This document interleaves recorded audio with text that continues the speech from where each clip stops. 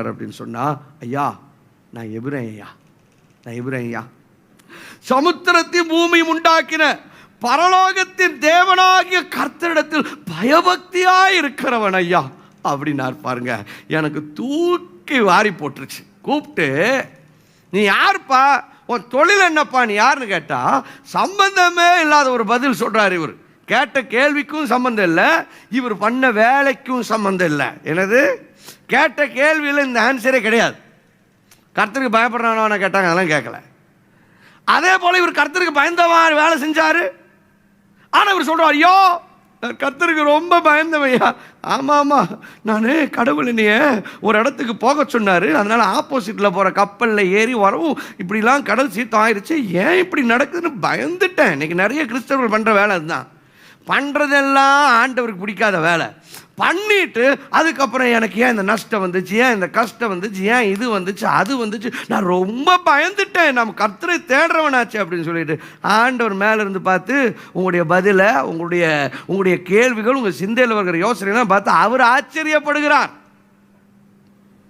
நான் கர்த்தருக்கு ரொம்ப பயந்தவன்.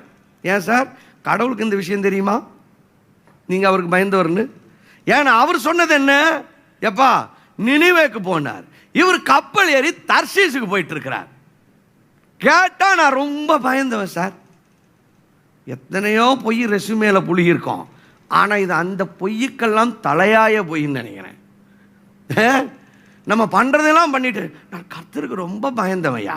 கர்த்தருக்கு பயந்தவன் நீ போகிற டைரக்ஷனில் தெரியும்.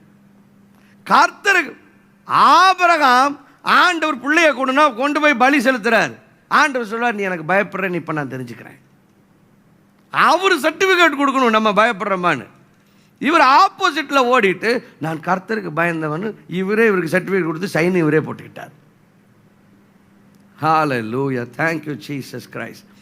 நீங்கள் கர்த்தருக்கு பயப்படுறீங்கிறது எதில் தெரியும்னா, நான் கர்த்தருக்கு பயந்து நடக்கிறேன்னு எதில் தெரியும்னா, அவரை கீழ்ப்படிந்து அவர் சொல்கிறபடியெல்லாம் நான் செய்கிறேங்க, அவரை நான் பிரியப்படுத்துகிறேங்க. Thank you Jesus Christ. யோபு 1:1 என்ன பார்க்கிறோம்?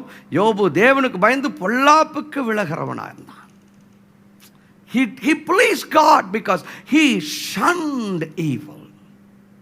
ஆனால் ஒன்று சொல்கிறேன், ஒரு மனுஷன் கர்த்தருக்கு பயப்படுகிற பயத்தில் நடக்கிறவனாக இருந்தான்னா அவனுக்கு வருகிற ஆசீர்வாதங்கள் அளவற்றதுங்க. கையை தட்டி ஆண்டவரை மகிமைப்படுத்துங்க.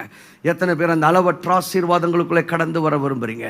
ஆண்டவரை எனக்கு தீர்க்காயுசை தாரும், ஆண்டவரை என் குடும்பத்தை ஆசீர்வதியும், ஆண்டவரை எனக்கு பொருளாதார நன்மைகளை தாங்க, எனக்கு அதை தாங்க இதை தாங்க, பல காரியங்களை கேட்டுட்டு இருக்கிறீங்களே.